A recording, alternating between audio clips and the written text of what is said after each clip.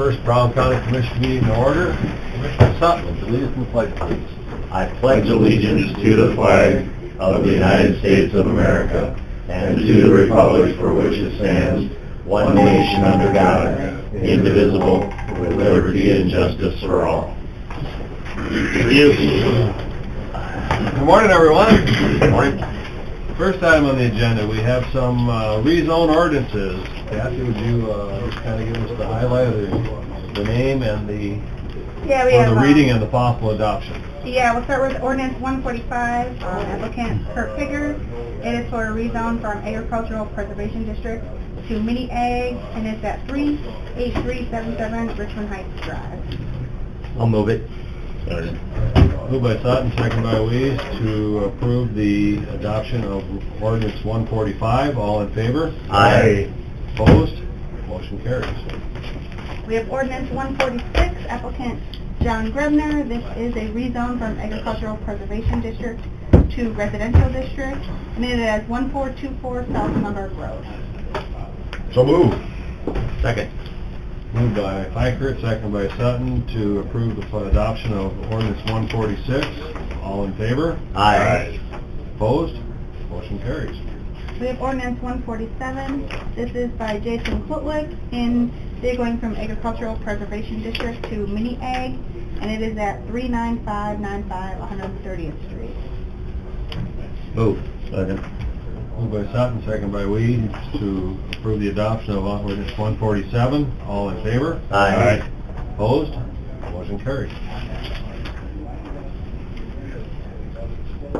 Next item, well, we're a little early. Kathy, you want to just do a couple of your things? Well, we should start doing it early, but we'll wait till the time comes. Sounds good. We have minutes from September 24th, and then also an amendment to the September 3rd, either on the start date on employee and HR report. Move. Second. Moved by Weiss, second by Fikert, to approve the general minute meetings for September 24th, and also to amend the HR report for September 3rd minutes. All in favor? Aye. Opposed? Motion carries. We have claims and payroll. Move. Second. Moved by Sutton, second by Fikert, to approve the claims and payroll. All in favor? Aye. Opposed? Motion carries. HR report. Move. Second. Moved by Sutton, second by Weiss, to approve the HR report. All in favor? Aye. Opposed? Motion carries. Authorized advertising and set hearing date for tax deed property. We're looking at Monday, October 21st at 10 a.m. So moved. Second. Moved by Fikert, second by Sutton, to authorize advertise and set auction date for tax deed property. All in favor? Aye. Opposed? Motion carries. Warranty deed, that was on the Millen building. Move. Second. Moved by Sutton, second by Weiss, to authorize the chair to sign the warranty deed for the Millen building sale. All in favor? Aye. Opposed? Motion carries. Sheriff's report. Move. Second. Moved by Weiss, second by Sutton, to approve the sheriff's report for August 2019. All in favor? Aye. Opposed? Always good reading. Motion carries. Inmate housing contract. Sheriff proposed a rate increase for housing other counties inmates. Move. Second. Moved by Weiss, second by Sutton, to approve the housing contract rate increase. I believe it was $85 for JDC and $285 for JDC and $85 for jail. Right. All in favor? Aye. Opposed? Motion carries. Leases. Move. Second. Moved by Sutton, second by Fikert, to approve the leases. All in favor? Aye. Opposed? Motion carries. Claim assignment. Move. Second. Moved by Sutton, second by Weiss, to approve the claim assignments. All in favor? Aye. Opposed? Motion carries. Okay. That's everything that we've got. Okay.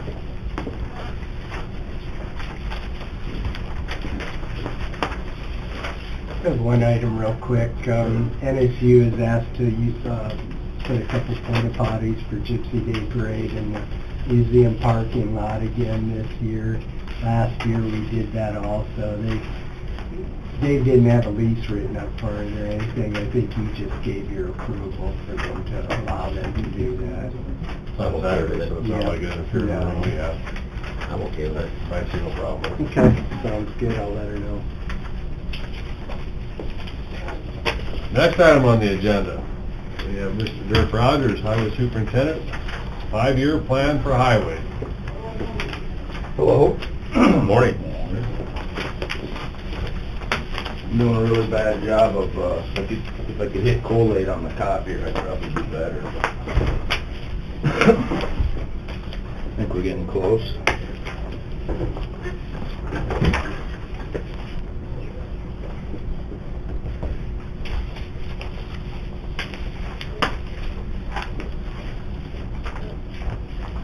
I'm gonna take one of those and pass it around, it might be quicker. These are different, so make sure you get one of each. Okay, so this is our 5-year plan.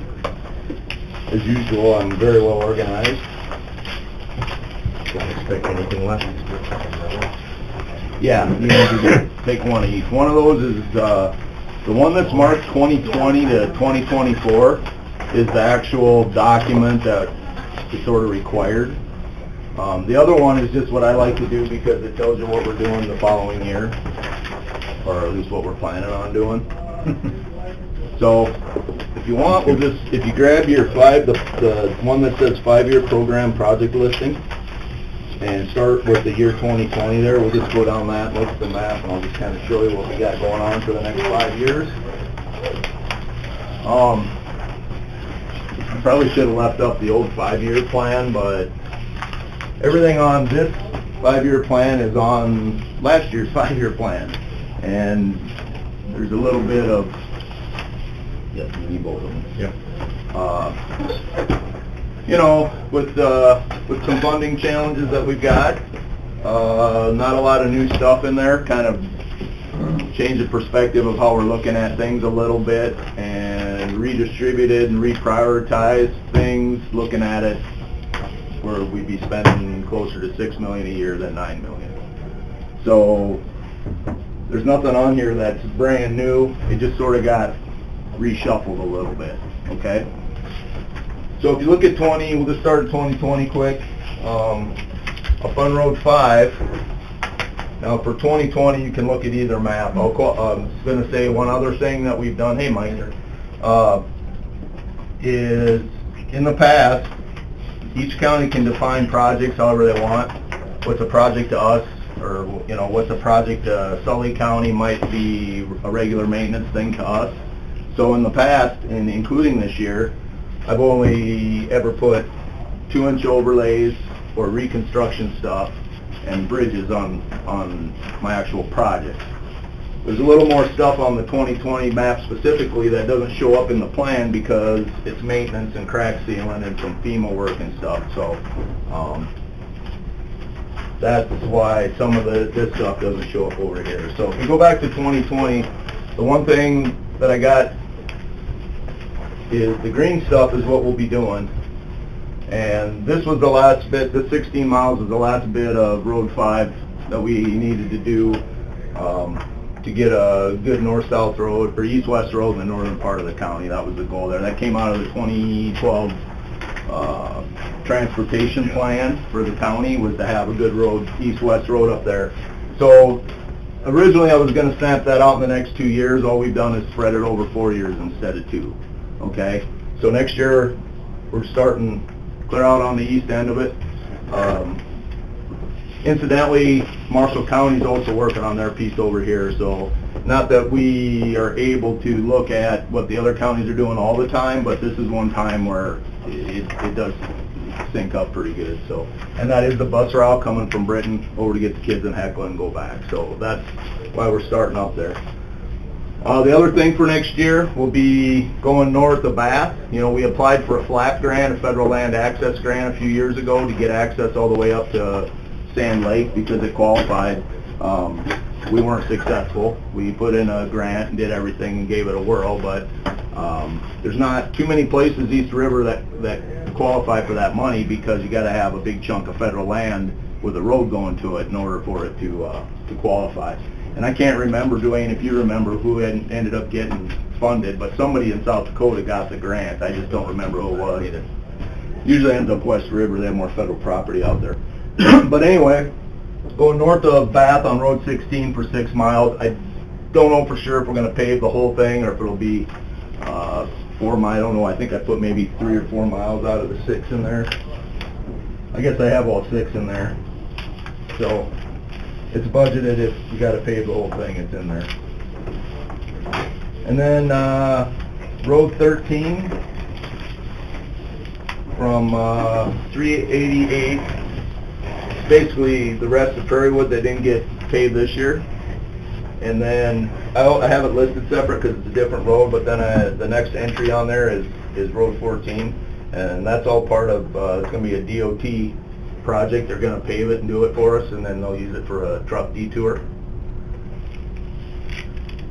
So if you look on that sheet, there's no local funding that go into those two. It's all state money.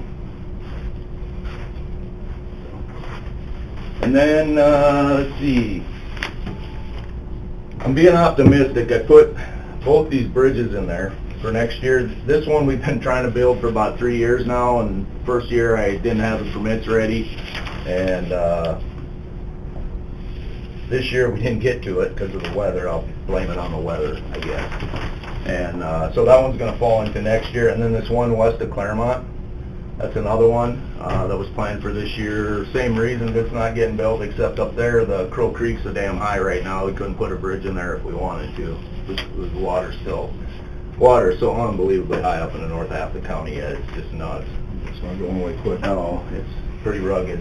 So anyway, I've got both those in there for next year. There's a real chance that only one of them will get done. We'll just have to see what happens with it. And those are all local money.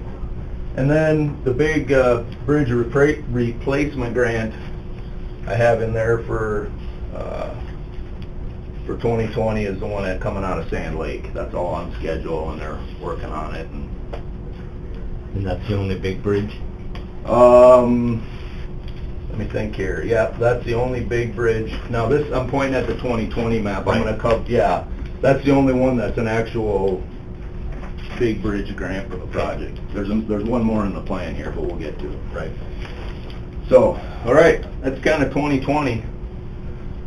In addition to the big projects listed in there, since we're talking about 2020, we're going to come over here and we got that big paving, that stretch of paving we did up on 14. We're going to chip seal that. We did that a couple years ago. It's time to chip seal it. The new stuff on the Tacoma Park Road, we'll chip seal that. And we're going to try to put a blotter in here after we get this bridge in there and the water goes down a little bit. That was going to be a blotter, then it was going to be paved, and now we're back to it. We'll try putting a blotter in there and see if that works. And then we got a chip seal 14 down here. That's about 3 years old. It's time. And then also on this map, the purple stuff on your 2020 maps, that's a FEMA. Those would be our FEMA grade raises. I'm saying FEMA. It's FEMA and ER, you know, depending on who's paying the bill. The ER stuff, normally we're going to do 2 grade raises, one here and one up at Tacoma Park. We're actually going to raise the road a couple feet, and that gets you into a whole bunch of other stuff. So normally what would happen, and it's happening right now, the environmental people and the state, they're designing that project. Well, they're actually designing both of those projects, and then normally they'd send you back a set of plans, and then we take it and we bid it out. But because we're going to have time next year, we'll just do it ourselves. We'll get the set of plans. I'm not sure what we do with quality control then, if we have to hire outside quality control, if the state will watch us, but the county will self-perform all that next year rather than hire it done. We should have time to do it, and we have the ability to do it, so I'm not too worried about that. Just west of Fernie? Yeah, that first 23. right below. You raised it some. Yeah, to get it out of the water. Yeah. Mr. George brings up that spot, the water goes both directions. Just as much water backs up that thing as drains down it. So you got to size the pipe, have to be sized the same. It's not a deal where you make them bigger as you go downstream, because just as much water backs up as goes down. So, okay, that's 2020. Any questions?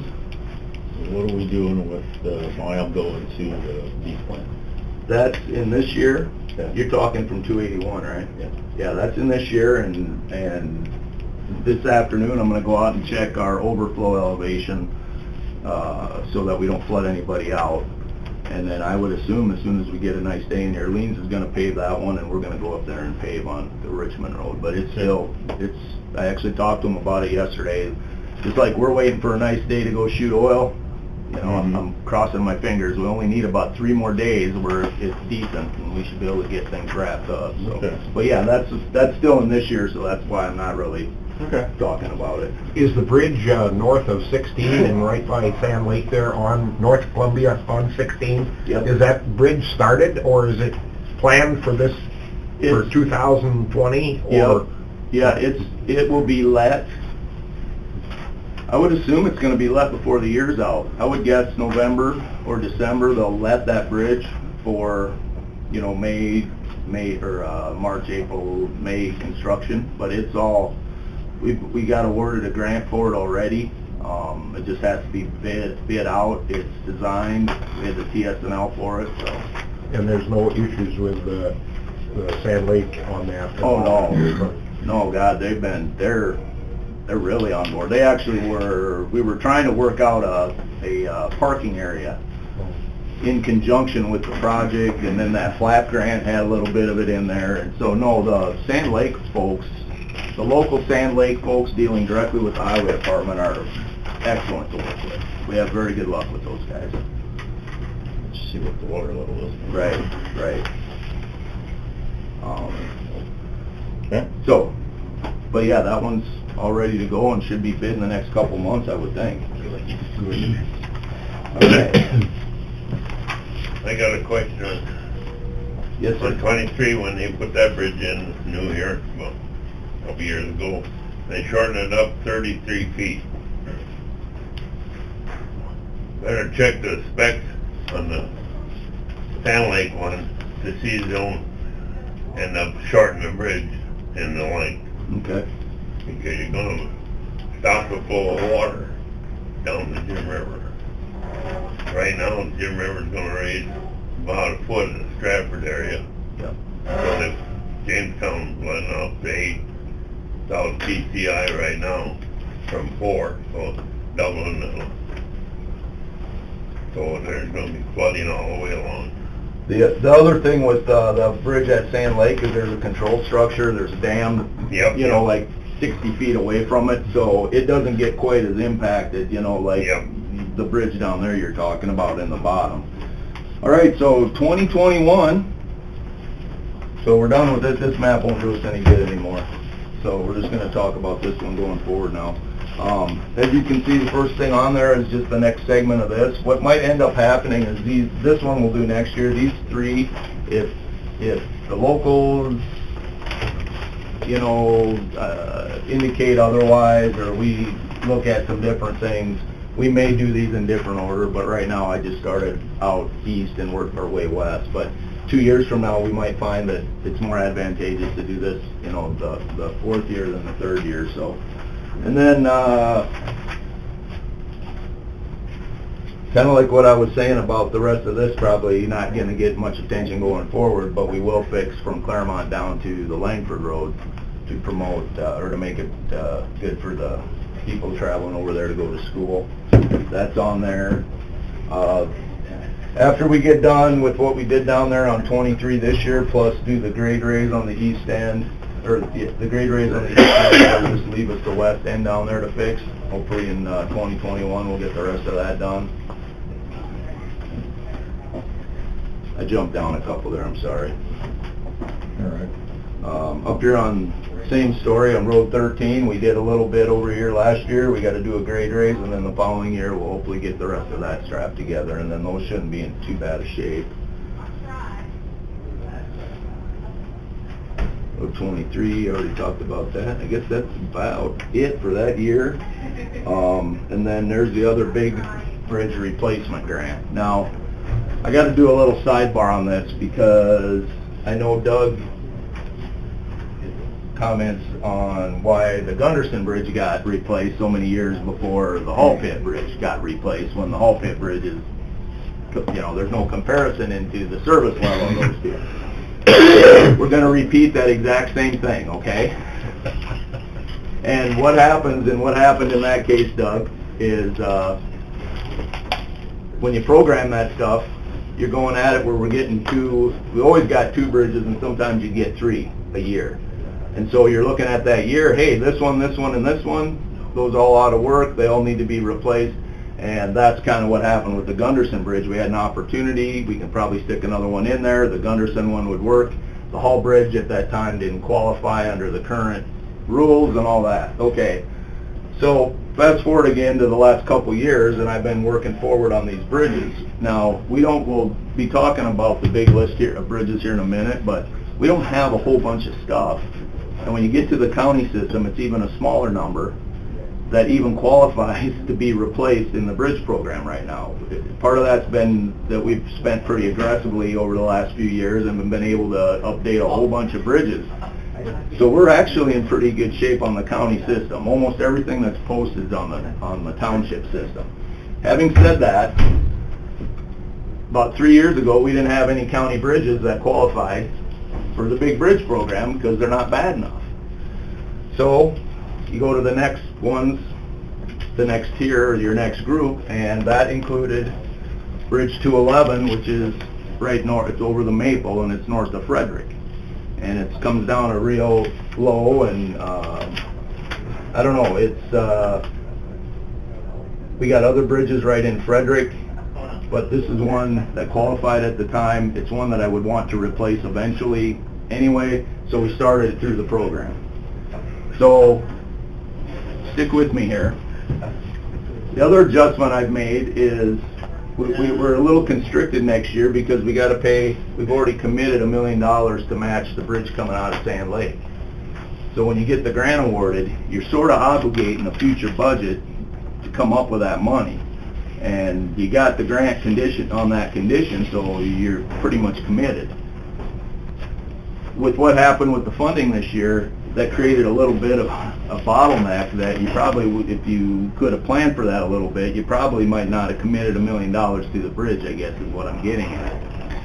So going forward, what I'm going to do, and this is what we did with this bridge, is the other way to buy points is deliver it, depending on what terminology you want to use, shovel ready, plans ready, bid ready, whatever. All the engineering's done, and you skip all the early stuff, and you pay for that all locally. And then you just apply for your big replacement grant. And then you don't add any match at that point. You're still only going to match your 20%. But what happens is you're spending that money as you go. You know, you plan that the engineering company is you're going to prepare that bridge to be shovel ready. So you know that in this year you're going to spend, billings to get the bridge built. And then if there's a blip in the funding, you don't have to worry about trying to obligate that $1 million to buy your points because you get the same number of points by having the bridge be shovel ready anyway. The other thing it does, it speeds it up 1 year. It takes 1 whole year out of the process because you're not going back and forth with all the approvals with the DOT. You just do that once. So that's my long story, Doug. But having said all that, we were already into the process when I got to 2020 budget. We were already into the process and had good money committed to that bridge. So I think we should see it through, and that's why it's in the plan. And we're going to apply for a grant for that bridge next year for construction in whatever year I got it in, 2021. Mm-hmm. So that's the story with that. That'll be the first one on the township bridge, or on the township road that we're using big bridge money to do. And that's also the last of bridges that we have money into. We don't really have money into anything else other than maintenance money, so it's a good spot to, unfortunately, we're going to take a time out and see what the next couple of years bring. Now there are 2 more bridges in the plan. I will come to that. That's a paperwork deal. Question back on 13, Dirk, east of, it'd be east of Dakota Street, is that right? Dakota Street? Yep. Yeah.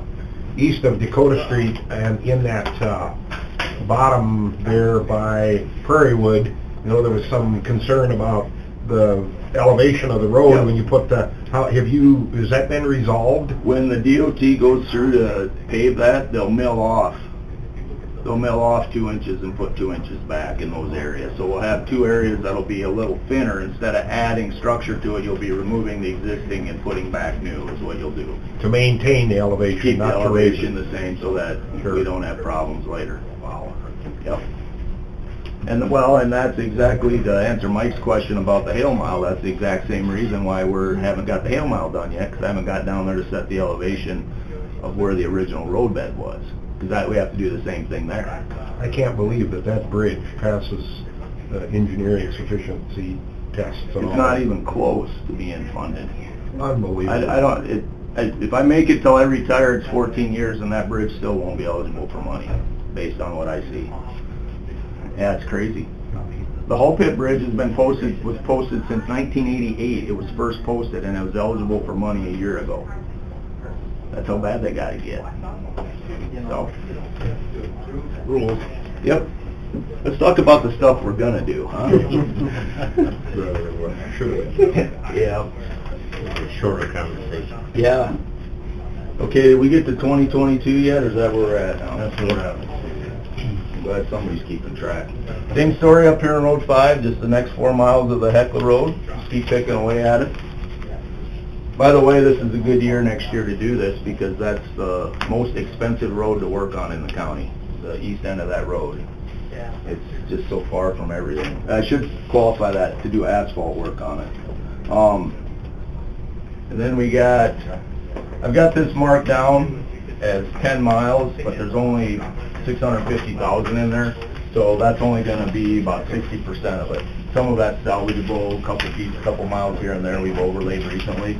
I blacked out the whole 10 miles, but it'll be maintenance overlays. And that's the other thing over here in the project description. If I say a 2-inch asphalt overlay, we sat down on one end and we paved to the other end. If it says maintenance overlay, that's where you get half a mile, quarter mile, half a mile, things like that. And then Road 23, this poor guy, this is going to be one that I'm hoping it's still enough there to save by then. And then trying to get back on this east of Fernie over to the county line there. That took a beating at the wind tower project down here, and then it kind of got fixed up, and we've sort of been just nursing it along since then, but it's getting pretty rough out there. Last winter, that didn't help. This area down here just got, the roads and just got beat to hell from the winter. And that's about all we got in there. When we get further out here, it's, I'm kind of hoping and a little guessing, but it's, you know, based on how things have gone, I'm hoping that that's what we do. I start talking faster, don't I? All right. You get an hour yet. And Kathy was concerned about me using a half hour. Yeah. If you jump to 2023 now, and I got done saying we don't have any more bridges on there, and then there's a big replacement grant in there. That's in there as a placeholder. If that bridge, that's one of the 2 bridges I have in the plan that we don't have any money in, but they're critical bridges, and I expect that there's a possibility we're going to have to deal with them in the near future. And one of them is the one right outside of Warner, and I believe that's number 17. That's that 07-107-423 Bridge 17. That's this one. And I have that in there because we can't apply for grants if it's not in the plan. And if that, in the next 2, they'll get inspected 2 more times in this 5 years. And if either time it actually drops below the posting, we're going to have to address it right away because that's going to be a problem, that one. And the same story over here north of Stratford. Exact same thing I just said, only it's the next year. I have that in for 2024. Nothing that is moving right now, it's just in the plan so that if that thing becomes posted, we can start down the path to get it replaced, because that's another one. And the other bummer about that bridge is we put a lot of money in here since 2000 trying to keep this thing decent. And it's had its moments, but right now we've got an adequate road in there, and that's one spot that I really don't want to lose ground on that. So that one's in the plan too. We don't have any money into them. It's just so that they're in there as I get the bridge inspections every couple of years, that we'll be able to react right away to it. But again, those might be 10 years before they're eligible, I don't know. A couple other things in 23 I got in there, the last segment of 5, of course. And then a pretty good chunk of Road 16, I'm hoping that'll be the rest of that flap grant. In my opinion, we're about a year behind on getting to this stuff, you know what I mean? So I'm hoping that we don't end up having to do a bunch of hardcore reconstruction stuff, and we'll still have enough there to work with. Okay, that's the, And given that we don't have any capacity for water this year. yeah, no kidding. And that's, yeah, and then road breakup in the spring. Traditionally, wet, go in wet and comes out, it's usually not too good, but I think there's gonna be a very visible amount of damage after the harvest gets going, because I was out 2 days with a hay mover moving, and I'll tell you what, it ain't pretty. So, and that was township roads, it wasn't Right. county roads, but they're, I mean, They're all soft. you go over that road 4 or 5 times and you got tracks. I got a couple questions. sure. You changed the striping on Highway 23 from 16 to Warner and 10 to Warner to Aberdeen. Yep. Are you gonna stripe the ones that have been missed in the last 2 years, 2 miles around Stratford? The new pavement just finished it a mile a day. I am not planning on it. Boy, There's a chance of tough it, but driving in the winter time when snow blowing, you don't have no guide. yeah. Few people in the ditch on just out of Stratford last winter because it blows across and you don't have any markings to center yourself on the center of the road or edge of the road. We could possibly pop a couple, some delineators in there before winter. That might help a little bit, but I don't think we'll have the, actually when the phone went off during the pledge, it was the striping guy calling me because they're already done with everything else so, but Oh, I can see. I'll look into it, but Yeah, not likely. you got the 2.5 miles of new asphalt you just put down last week. Yep. And you can get 1.5 miles by Truck World, it's done about 3 years ago. Yep. No markings on that, and one around Stratford. Another question I got, on the bridge on 16, Bridge on getting the 16. rubbish out so you get better flow of water to get it downstream, because cattails and bale of hay and everything else is blocking the flow. Because you're gonna have a lot of water all winter the way it's sitting. Yep. I agree. Thank you. You bet. All right, if you just jump to our bridge list, that's the one with the long list, or with the long spreadsheet.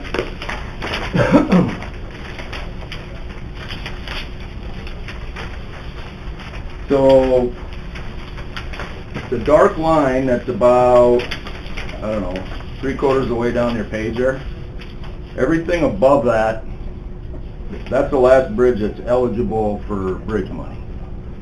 Now, you guys don't have the other 14 pages of bridges. I didn't print them out because they just all say that they're legal loads and the high sufficiency and they're pretty good. So, that down to that brown line or black line is the only stuff that's even eligible for money, and really the only bridges I look at for replacing them, because that's, with a couple exceptions, that's also the ones that are posted. And that's actually, and you've heard me say that before, there's no correlation between the posting and the bridge sufficiency, which is what makes lets you qualify for the money. It's, I don't know, I don't understand that. Obviously, a worse bridge is going to be posted, but it's not a direct correlation. So we do have a handful of bridges that are posted that aren't eligible for money.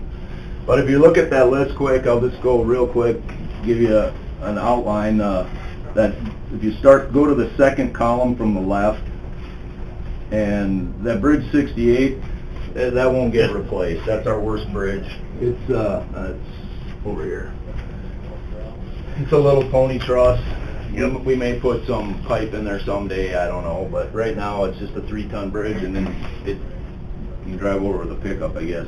271, that's the Sand Lake Bridge we talked about, and 425, that's the Hall Pit Bridge that they're replacing right now.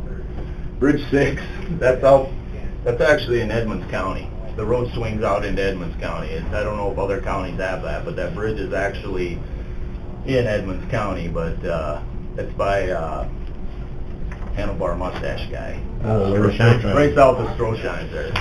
Yep. And that thing, I don't know what we'll ever do when that has to be closed. That thing's bad. Let Edmonds County worry about it. It's on Brown County Township Road though.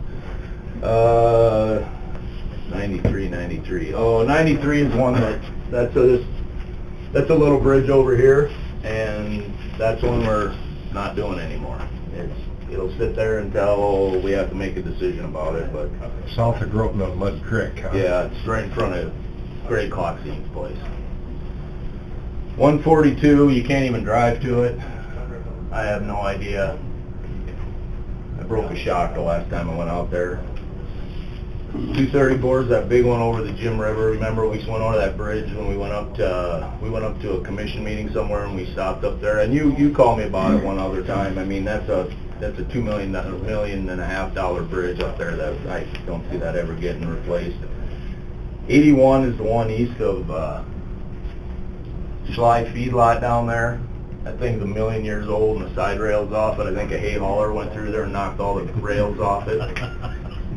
One foot narrower on one end and There's on the other end, yeah. I know. That 145's over here east of Groton too.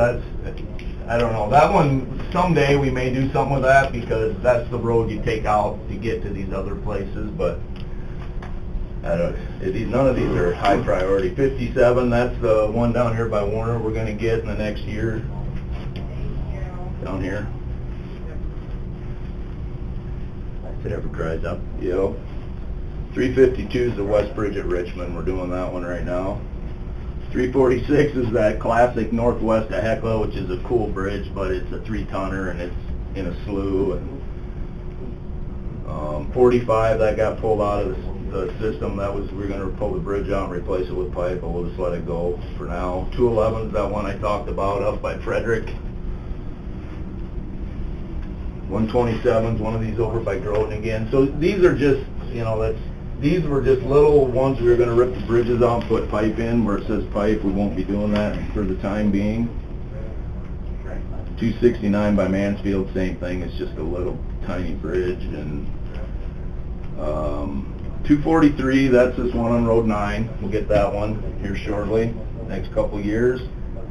And 206 is the one over Elm Lake, which is eligible for big money, but I'm just not going to go through the process right now.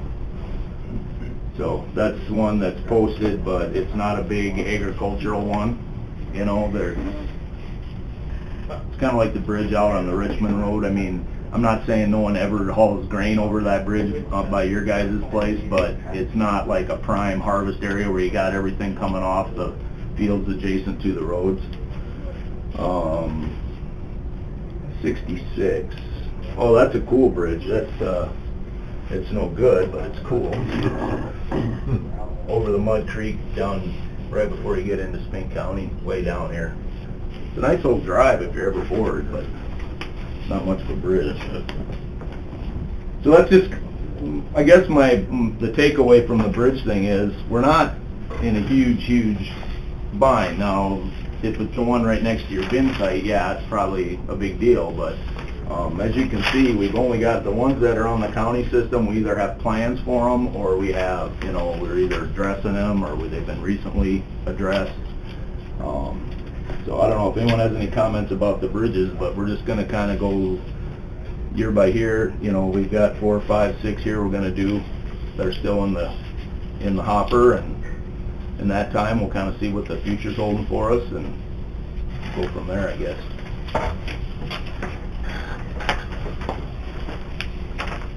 I think I'm good. Yeah. Oh, just look at the quick update of program projects. That's a requirement of the plan, just to say, okay, this is what you said you were going to do in the previous year. Did you get it done or did you not get it done? So it's just a little running tally. Pretty straightforward. You can see 19, I've got kind of how we had to modify a few things in the middle column. The projects on the left, and the middle column's kind of what we had to modify a little bit, and then status is on the right. the three things on there that got moved, or two of them got moved to 2020 are those two bridges. The one down by Warner and that one by Claremont. And then Road 11 from 386, which is this right up here. I just took it out of, for now, we'll see what happens. We'll have to do some paving up there when they're done with the bridge. What I was gonna originally do was then just take it all the way over to the highway. That's what I had in the plan, so I have to acknowledge that didn't get done, so that's why it's on there.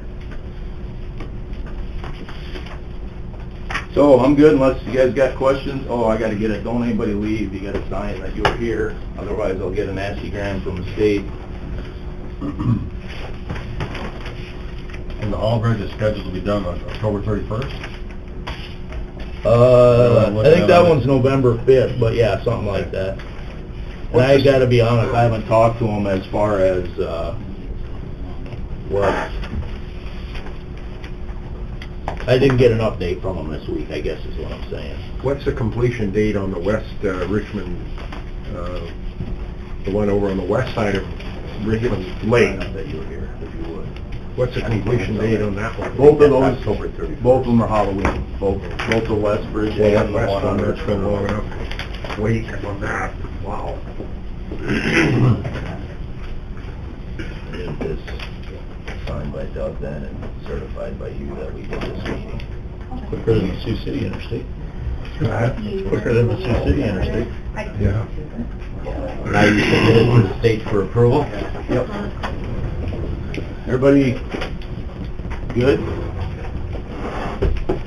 The mile north of APG, that township stretch you had talked about, maybe sometime down the road, are you still considering doing something with that if the traffic flow increases there? I would like to be a little proactive and, I mean, I would just soon do it anyway. Which one is that now? Well, it's the mile behind the sports complex on Fairgrounds Road that goes out to County 14, where, 19 turns, and 19 turns into 15 Where- going east over to 14, north of APG. what's his name that used to live there? Nolner. He lived right on the corner there, right by the tracks, right north of the tracks on 14. So you're talking, Fairgrounds Road? Right, yeah, right, yeah. All the way through. And what we would, 19 east. this would involve the township. Just a little in there. And when I originally was talking about this with Aberdeen Township officials, I think they'd love to have you. oh yeah, they would. Actually, they offered to give us money. And, but what I would do is have them apply for a grant that we wouldn't qualify for because of our population. And then if they got the grant, we'd use the grant money to regrade the road and then turn it over to the county. It's kind of how that would go. Yeah, I mean, I haven't removed it from the thought process. You got to understand that given the budget, it obviously wasn't a priority, you know. Right. But I think it's a good idea, and I think there's some value in it. It's one way to relieve some pressure off of that, you know. Sure. But I would just soon we started down the process, or at least start talking about it. Regardless of the funding, we can work that out. But rather than wait until, oh man, this would be great if this road was good here, then people could just be completely away from out in front of the bean plant on 8th Avenue if they wanted to, you know. It'd be a little bit like when the city did 15th Street over to Roosevelt. You know, there's nothing immediate, it'll get developed someday, but there's nothing immediately there. But man, did that take a whole bunch of pressure off of people coming down to 8th Avenue and coming through town versus, you know, just dropping down, or going straight over to Roosevelt and coming down. So, It takes a while for people to change their habits. oh yeah, back to our conversation about... Because of course, we don't have enough miles on our system, so No. we should add another. Yeah, if you can find some more, that'd be great. I got enough questions for dirt. You bet. It was gonna grind 3 miles on 16, but you stopped at a little over 2.5 miles. Yep. He did an excellent job, county did an excellent job putting fill in there, so the road packed what's the reason you stopped to finish the 1 mile on the east end? Money? Well, I don't like saying money, but what happened was the same process that we did from Yep, Warner to Fernie, or excuse me, Warner to 16. yep, And it's also the same process. Last year we had them evaluate the Richmond Road, which we just did the same process there, and I had them evaluate the rest of that, okay? And it's not a candidate. There's not, the existing condition isn't right to do that process. And that process that we do is about $80,000 a mile cheaper.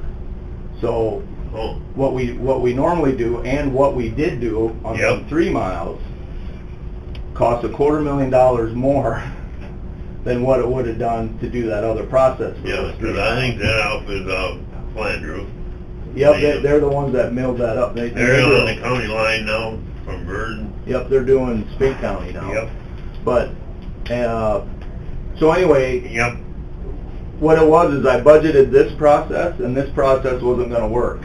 I still had the same amount of money, so I had to go to the more expensive process, and the only other thing you can Yep. do then is shorten the back road up. up, okay. So, and the reason it's out in the middle like that is, you remember what that road was like right there by 18? So that, Yeah. normally I don't like just going in the middle and picking out that, Yeah. but that piece in there was so much Oh, worse than the rest of it. The 4 miles to the east is terrible.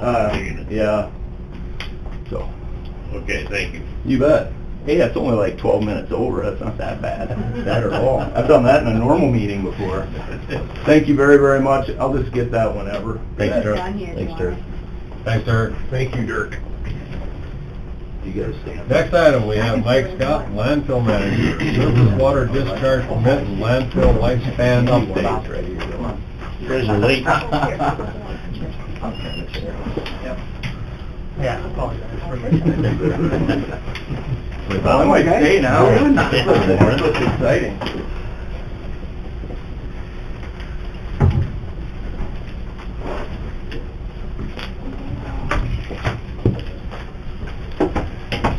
Handouts, please? Yeah, you want to do those now? Sure. That way they got them.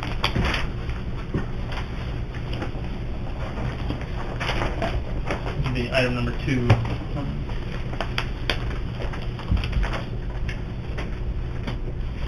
Well, as you're handing those out, we'll just go ahead and get started. First thing we've got is a permit application that we want to discuss. I'll just turn it over to Lisa and Bob here on what we got with water and what we're going to do. So, this permit application is a stormwater, surface water discharge permit, and it's to discharge the leachate pond to the existing sedimentation pond on site.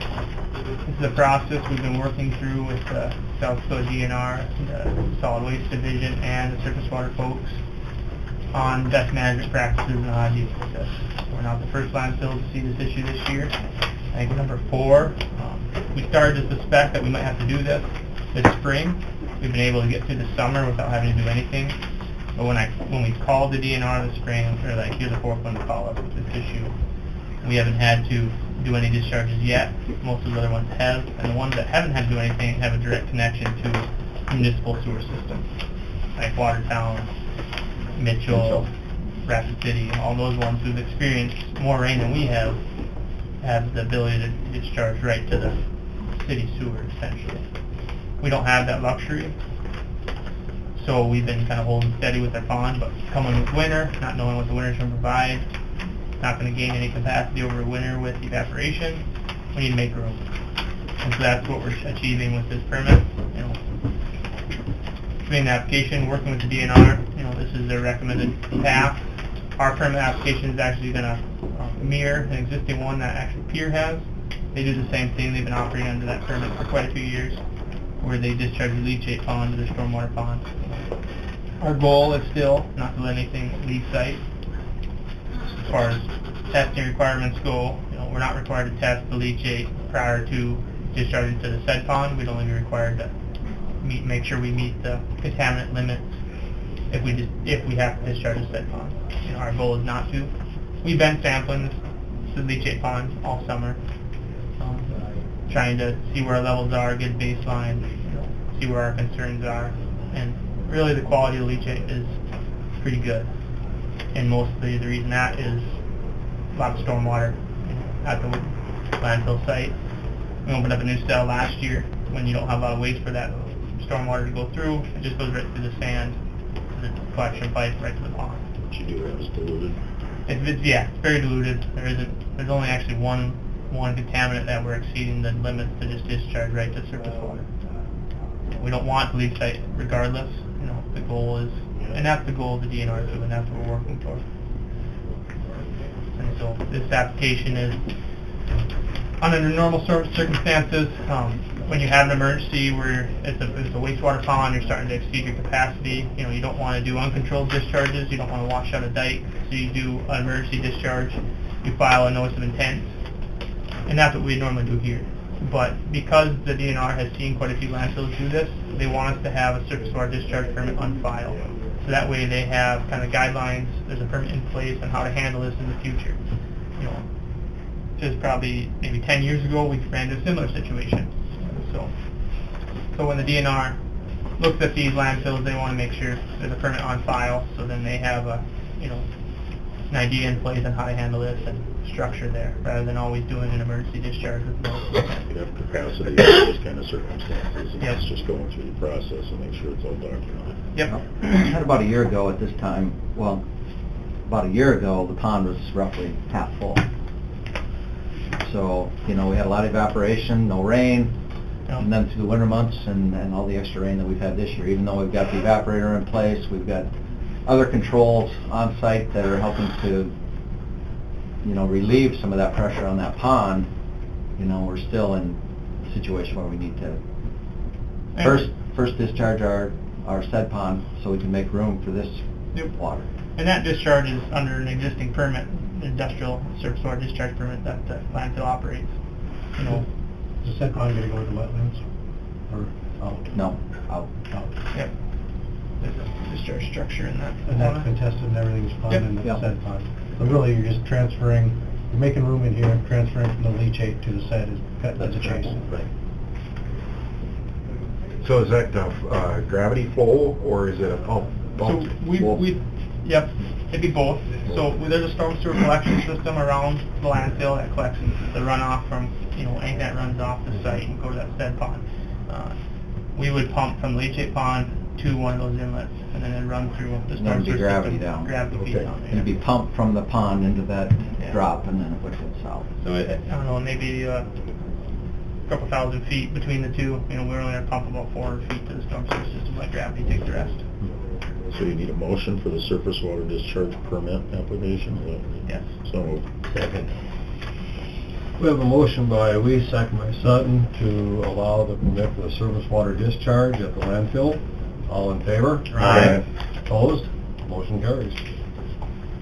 All right, second thing is, on your handout, we're just kind of going to discuss some landfill life, and I know Dwayne had a question on this earlier, but we'll just move forward with that and see if Lee can explain some of that as far as how we're moving forward. Yeah, so we're working in what is Unit 2 right now. It's permitted for a 12-cell unit. As you can see on that map, cells 1, 2, and 3 are currently active.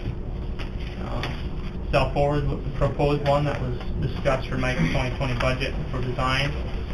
If you look at the next page, you kind of show where his capacity is. So it kind of shows the cross-sectional view. The blue or purple color is kind of where Mike's been working currently. Cells 1, 2 are pretty full, below grade. Cell 3 is just getting started. And then the red would be the above grade capacity, that airspace that we haven't, got into yet. And the reason we aren't getting into it yet is because we really need cells 3 and 4, to be active, fill those up, and then we begin to work, to give Mike room to work and fill that airspace. And that process just continues. So after cell 4 is, constructed and we start filling that with waste, there'd be a bigger break in between doing construction for cell 5. There'd be some lifespan there in that airspace above, and we'd want to fill that up. Build more capacity as the Yep. base expands. Yep. And then if you flip the next page, it kind of shows once that airspace is full, then we move to either 5 and 6 or 7 and 8, and You build the new mountain for that. Yep, and it just continues on, and the last page kind of shows, and you start to see the airspace that we would then have above grade, where we would have a self-construction. Looking at this here, we're probably about 30 years of life right here. Then there's probably another 30 over here, and then maybe another 25 here. And right now we're sitting at about 80 to 90 years.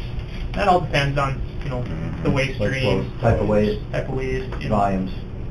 Obviously if we have some sort of natural disaster like a tornado, that could change things significantly if we got to start taking all that waste and run out of capacity. Kind of the hard part for you is you see your construction costs, because you have to go below grade first in order, and you have to progress far enough so you have enough volume above and enough room to work above to progress. So kind of have some upfront costs, but then you're going to go a long time up above, because that's where the bulk of the storage is above ground. And that's part of the reason why the earlier construction with cell 4, cell 3 isn't going to last, 3-4 years maybe? Yeah. And that's so we get that in that construction cycle.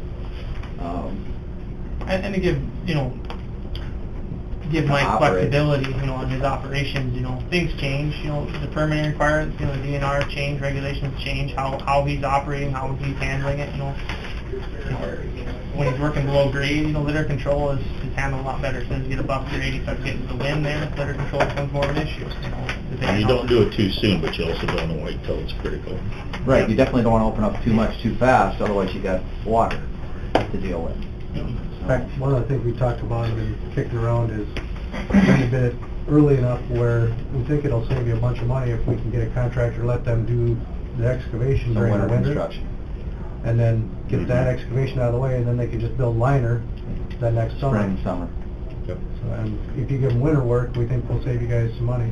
We can do that. So that's one of the things we're kicking around and talking about.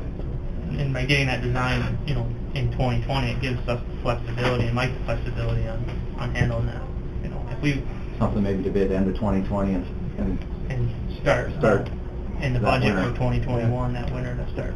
Maybe start digging in December, but you don't have a pay estimate until January type deal. Right. Yeah. And depending on what the waste flows are and how compactions are, it might get pushed off of you.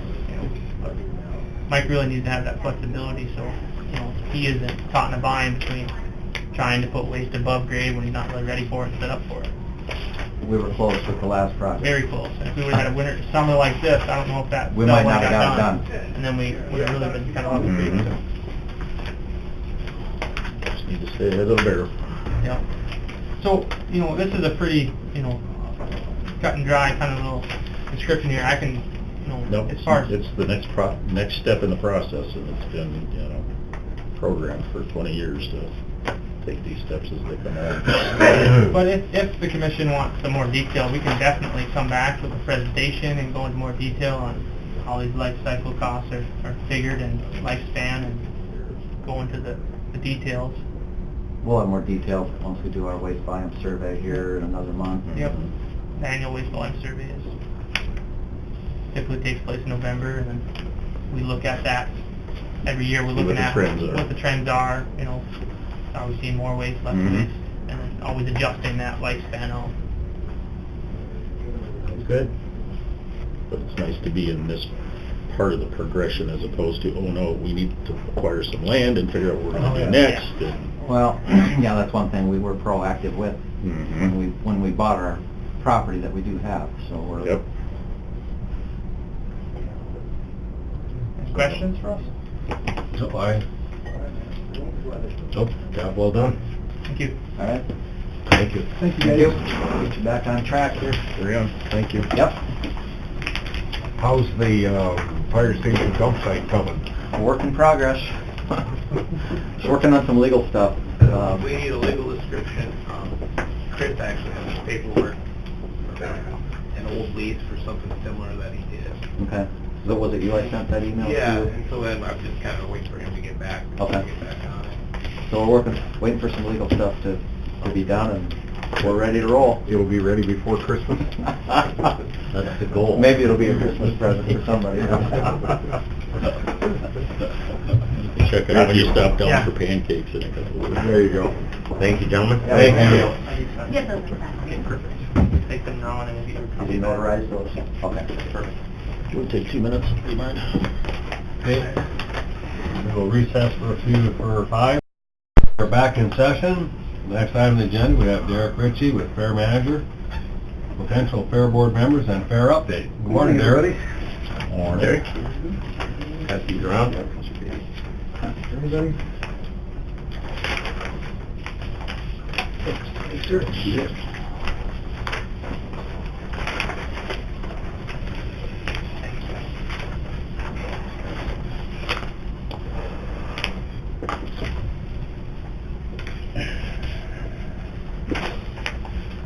All right, so I've got some folks that we'd like to put before you for consideration.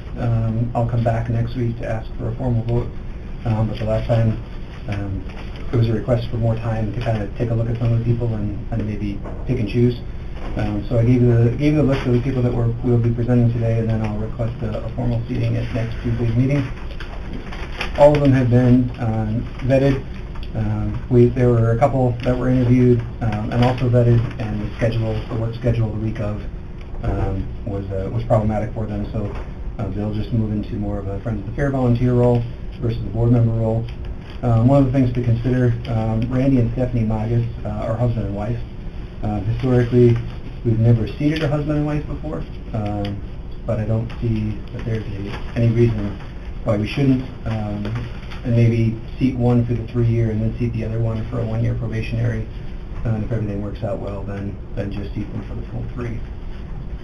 We're also recommending a reseat for a 1-year term for the members that are on the bottom that have turned off. And the reason for that is we have some strategic goals on those committees. And so we're asking for a 1-year seating for them to allow us to potentially recruit additional members and get other board members trained on those committees. All of them have gone through background checks and have cleared background checks. And there'll be an additional person to consider for next week. We're just waiting for his background check. Okay.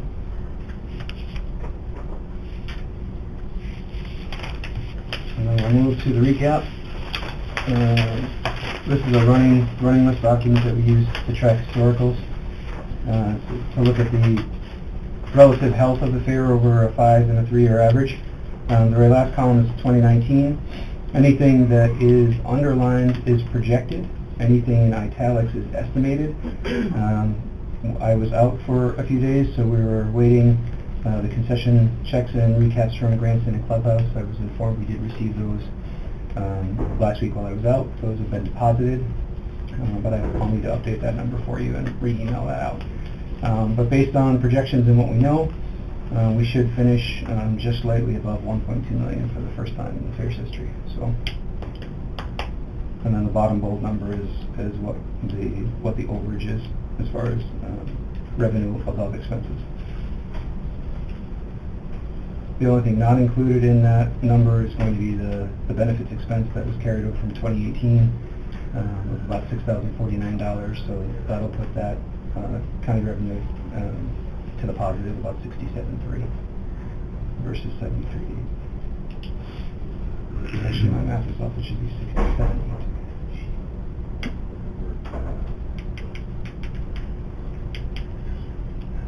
Okay. Sponsorships are up, ticket sales are up, rental revenue is up. So a slight decrease in the carnival, which was expected. We knew that going into the contract. The prior contract provider paid a higher commission, which was outside of the industry norm, but we saw that in lack of care of the equipment and also staff issues that they have.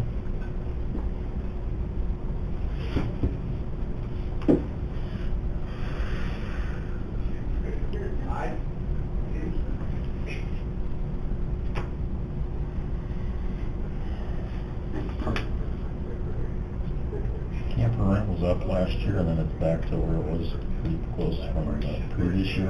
Is that by volume, or is there a different reason for that thing? They were just more primitive spots rented than full spots. We had some issues that we had to refund due to mismarking and things like that. So. Okay. so we know how to fix that.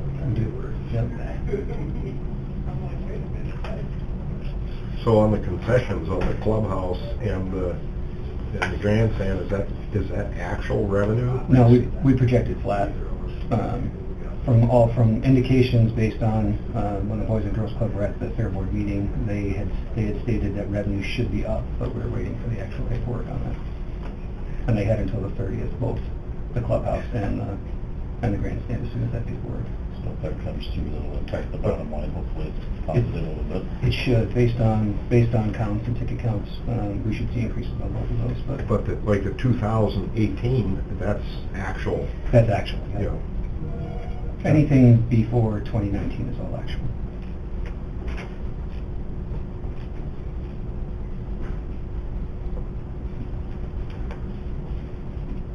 And the actual expenses also includes projected payroll for the remainder of the year.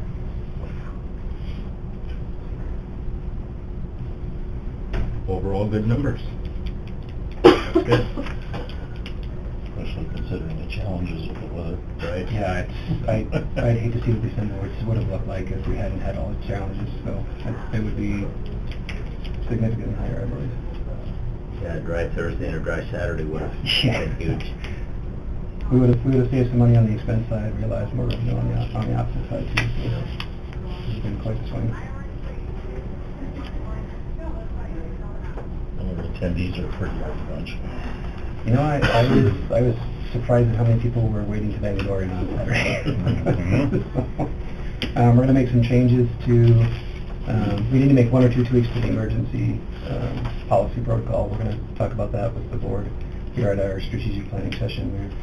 We're going to take the board through a strategic planning session, same way you would with a business or a nonprofit. We're going to do that each year. Try to get these things way out in front versus trying to manage them in that 60 to 90-day window. So.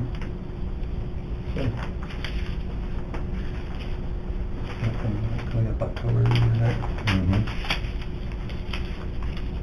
It's good, yeah. I had nothing but good comments from people, even everybody that was running around losing their boots and shoes and flip-flops.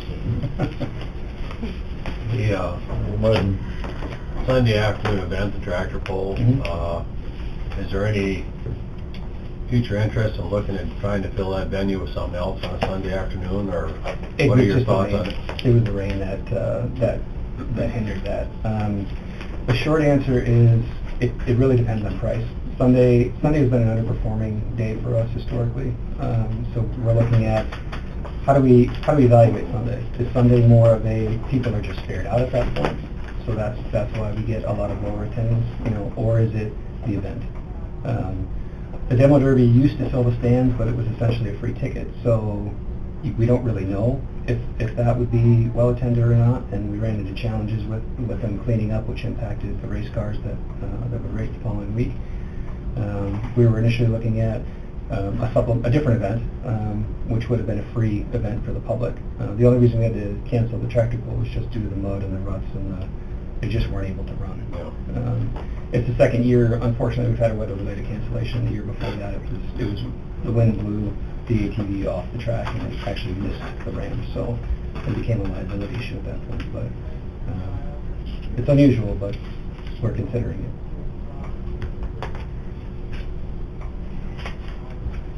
And I realize that your numbers, as I sign the vouchers and the things, I see this stuff coming in from the fair all the way through, so I assume that there's still things that are hanging out there that haven't been processed, just by what I see coming through each week when I sign things. Last week, there was a ton of fair stuff that had to be signed yet and vouchered out, so I realize it takes a while to get all that through the system. We're going to make some changes on the upfront part of the contract too as well, and put more responsibility on. Some of that stuff is a lack of people having paperwork in appropriately, whether it's W-9s or I-4s or any of that stuff. So what we're going to do is we're going to send the W-9s up front with the contracts going forward for any vendors, and then that way we won't actually sign the contract until the W-9 comes in. So that should hopefully eliminate half of those things that come in. But some things like the electrical and some of the rental contracts we have, sometimes those do come in after the fact. So I don't know that we'll ever completely eliminate it, but we're going to try to minimize some of that.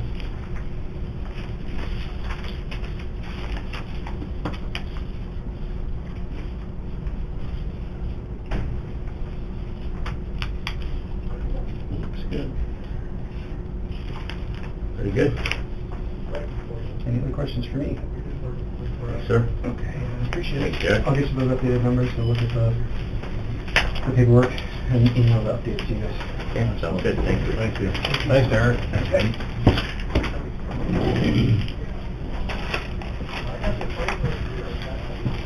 Actually, the rodeo revenue was down a little bit projected. That one night of rain, I didn't know how many people would show up for the night of rain. Was that on the rodeo? Yeah, there was a night of rain on the rodeo.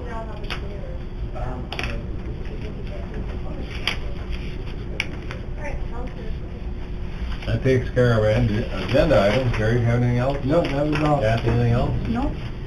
Anything else come before the commission? I got a call yesterday afternoon from the new racetrack promoters, and they spent the weekend out working on the track and getting it prepared for next season. About 10 years ago or so, there was an agreement that the Brown County Fair was going to receive the old Bar N building, and it was going to be moved out to the fairgrounds, and then when it came time to move it, they discovered that it had some mold and so on, that were issues that were non-repairable, so it was tore down and we never got it. But we did receive the sign that used to be out front of the Bar N, and it's been sitting out at the fairgrounds for about 10 years now. The racetrack promoters requested that we consider letting them use that to put up a Brown County Speedway sign. And they'd like to put it out at the entrance on the east side of Centennial Village, kind of in line with the Brown County Fair sign that's on the west side of Centennial Village.